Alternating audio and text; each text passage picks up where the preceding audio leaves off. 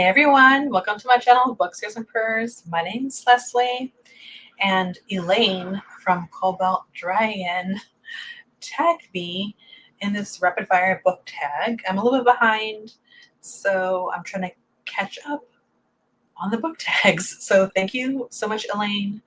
I enjoy your channel so much, and I actually really look forward to spending time with you because next week, the second week of June, I will be hopping on to Elaine's channel to discuss the first two books in the Vampire Chronicles by Anne Rice. So, I'm going to be there. Behind me is Tariel. She was being a little bit needy and wanted to be near me, and now she's fast asleep. So, as long as she's good. So since this is rapid fire and I have a problem with answering in a rapid fire way, I'm going to try, okay? We'll see how this goes. Ebook or physical copy? I'm going to go with physical copy. There's just something that's so inviting about that tactile experience of writing on a post-it note my immediate thoughts while reading a book, highlighting the snot out of a book. It just helps me immerse myself in the experience, as well as helps to absorb reading a book permanently versus an ebook. Paperback or hardback? I'm more into a paperback. Basically, something very similar answer, just in terms of accessibility and the experience of holding a book. I could very easily grab a paper book and take it on my travels, as where a hardback, there's just not a lot of it's not very bendy, is it? It's a little bit awkward and uncomfortable to read with, and there's something about a hardback that feels like it's more for display rather than reading, and so hardback doesn't seem very inviting or engaging to me. Online or in-store book shopping? I love in-store book shopping. It's like a whole event for me, whether I go it alone or I take my kid with me. I like the experience of meandering through all the different genres, doesn't matter what age, nonfiction, fiction, and learning about new authors, reading the synopsis of books, looking at the covers. It's just like a whole experience for me. It's like an event versus online ordering, which I do from time to time, but it's going to be quick, and I'm not going to be perusing on there. It just doesn't have that personal touch. Trilogies or series? Oh gosh. I don't think I've read enough trilogies. The only series I can think of off the top of my head is Game of Thrones, the Vampire Chronicles, which I haven't finished yet, and when I was younger, the Harry Potter series. But I love a trilogy because I feel like, there's an ending to the story, and there's a sense that the author knows where they're going.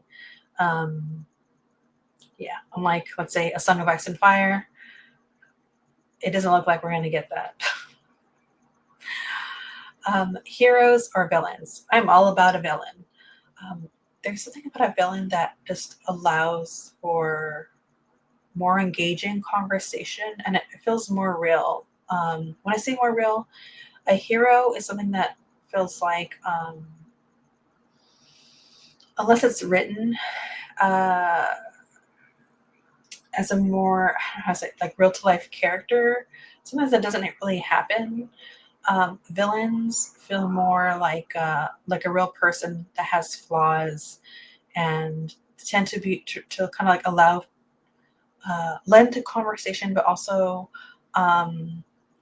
at times can feel relatable, or just like evoke a certain emotional response, even if I don't agree. But humanity is very sticky and messy, and I just feel like a villain captures that way better than heroes ever could. A book you want everyone to read?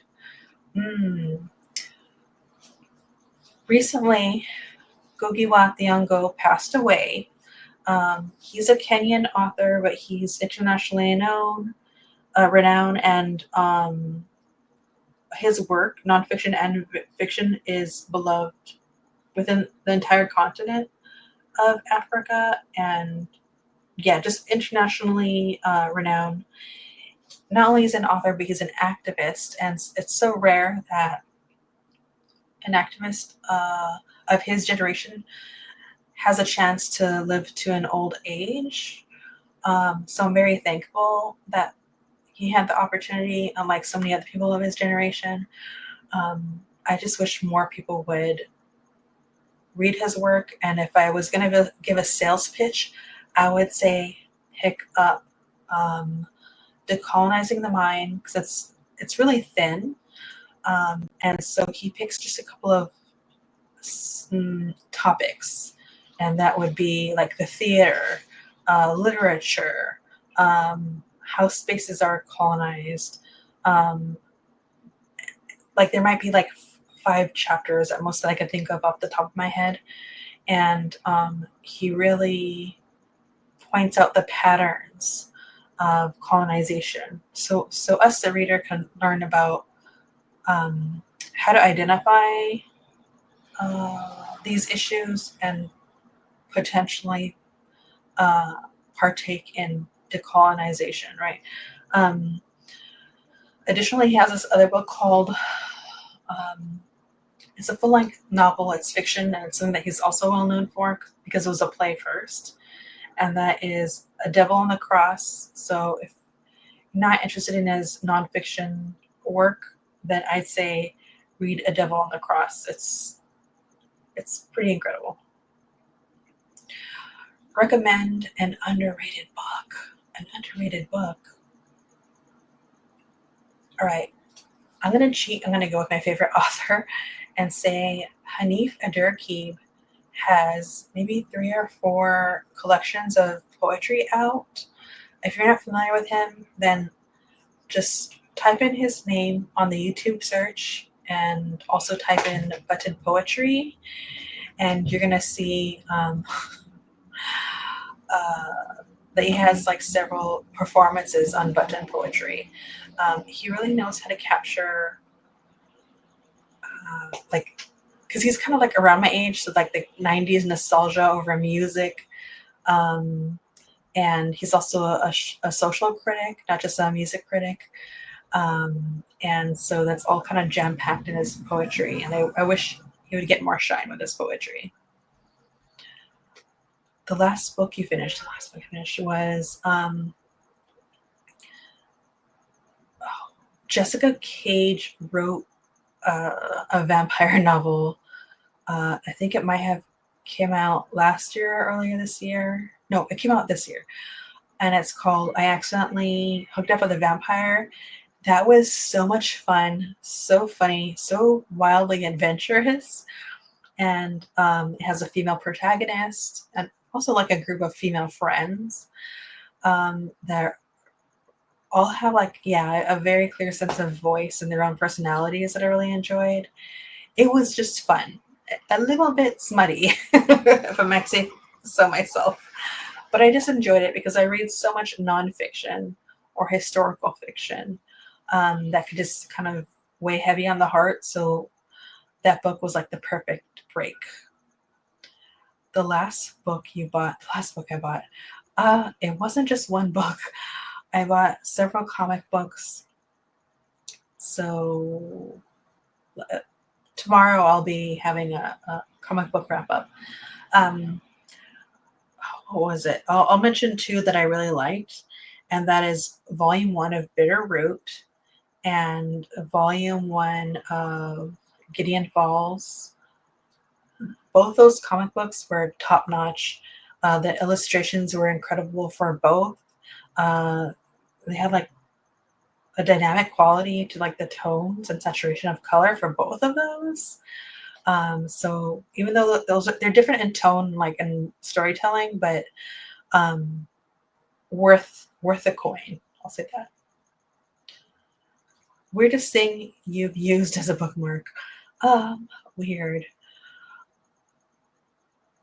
I have to say, when I'm doing laundry, sometimes I'll listen to audiobook and I'll be writing notes. So I'll have a book with me while I'm like in between folding. And so sometimes I'll use like a freshly laundered sock to kind of place hold where I'm at in the book while I'm folding laundry. So that's as weird as it gets. Used book, yes or no? I would love to purchase more used books. My local secondhand bookstore, I love them, and they have such a giant collection, but the books are still kind of pricey for being secondhand. And so sometimes I'll stop by right there and think I could just buy a book brand new and it's not going to be that much more, which is a little bit of a bummer, but that's kind of where I'm at. Top 3 favorite genres. I'd have to say I'm going to cheat on this one. I like sci-fi anthologies, if that makes any sense. I like something like quick, like dip into a writer's style and what's important to them. So I like sci-fi anthologies. Love nonfiction, love historical fiction. And that's kind of, I'm all over the place. Tariel's back awake. Borrow or buy? I have a problem. I buy. I buy real bad, but I should be borrowing. So that's where I'm at. Character or plot? I am all for a writer tossing plot out of the window in services of character, as long as it's effective, because it takes like a special kind of writer that knows how to do that. One of the writers, actually, I'll name 2. One would be Ocean Vuong, who wrote On Earth We're Briefly Gorgeous, and another writer that published a book the same year that On Earth We're Briefly Gorgeous came out would be Johnny Appleseed by Joshua Whitehead. Whenever I mention one of the books, I mention the other because they both did that so well, and they both have such a I don't know, they're like wizards with the English language in a way that they know the boundaries of it so well that they could experiment and play with it in a way. They're like rebellious linguistic, I don't know what you want to say, authors that I really admire.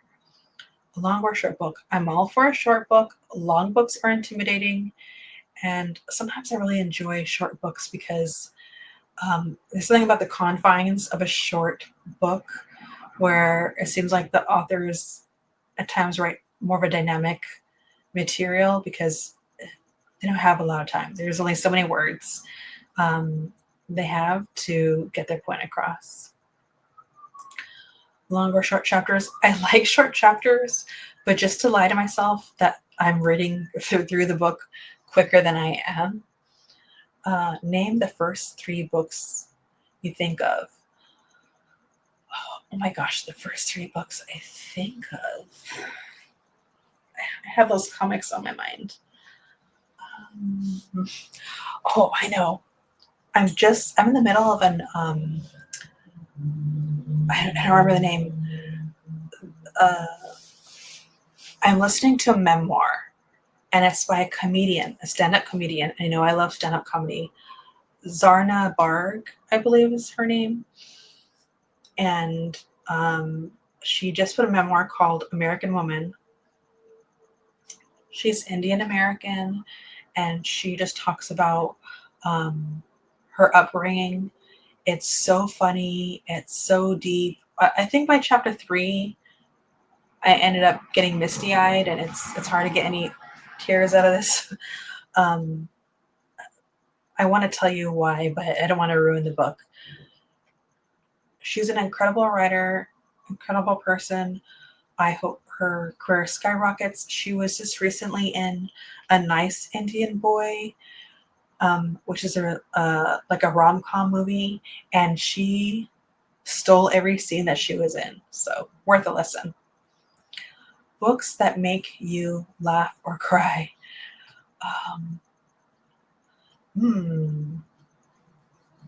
Oh gosh, books that make me laugh. I feel like I've already mentioned two. One is American Woman. That made me laugh and cry. I accidentally hooked up with a vampire, had me laughing because there's a cat in there, and that talk about stealing the show. The cat stole the show on that one. Um, yeah, I can't think of anything else off the top of my head. Um, there's definitely books that have made me emotional, but like I feel like it's more of an emotional storm rather than uh, outward, raining on my face or anything.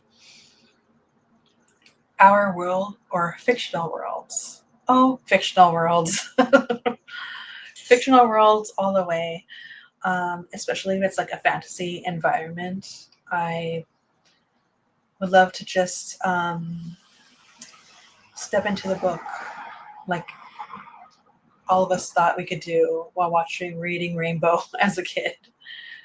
Um, Audiobooks, yes or no? Yes, audiobooks are my lifeline. Like, I'm listening to American Woman on audiobook while I travel in these Los Angeles streets because traffic is it's a whole other traumatic experience in Los Angeles.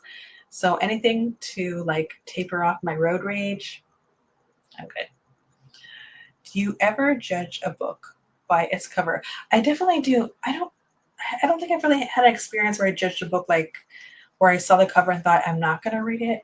It's more like a book cover will entice me to read it.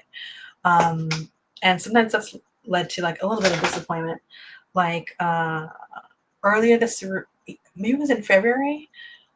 Yeah, in February, a buddy read Something Kindred with C from C the Superior. Go check out the channel. And so the cover was incredible, like one of the most, like really the coolest cover I've seen in a while. And the synopsis kind of sold the book in a certain way, and it's not really how the book panned out. Also, Womb City. I think you read Womb City last year. That might be like peak the best cover sci-fi cover I've ever seen. But the cover, it was more symbolic than literal to what I read, if that made any sense. But I've definitely picked up those books because of the covers. Book to movie or book to TV adaptation. I'm all about book to TV adaptation because it just allows what do you call it, an excavation of character to take place in a way that a movie can't. When well, maybe now it's different. It depends on the book, but maybe if it's like sometimes we have those 3-hour movies now, and I'm for it. But I'm all about TV adaptations. There's just more room to expand on a world and hopefully perceive the characters the way that the author wanted their work and characters to be perceived. Number 23, a movie or TV adaptation you preferred more than a book. Oh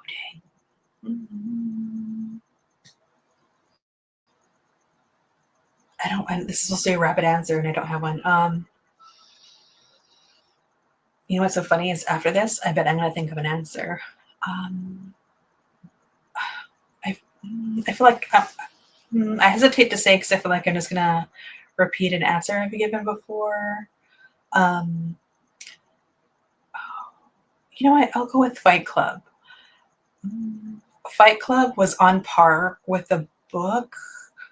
I think the director writer just happened to kind of like refine like the thesis, I guess, of what the author was trying to say, and kept the tone and voice that the author had in the book. Uh, yeah, they just handled that really well.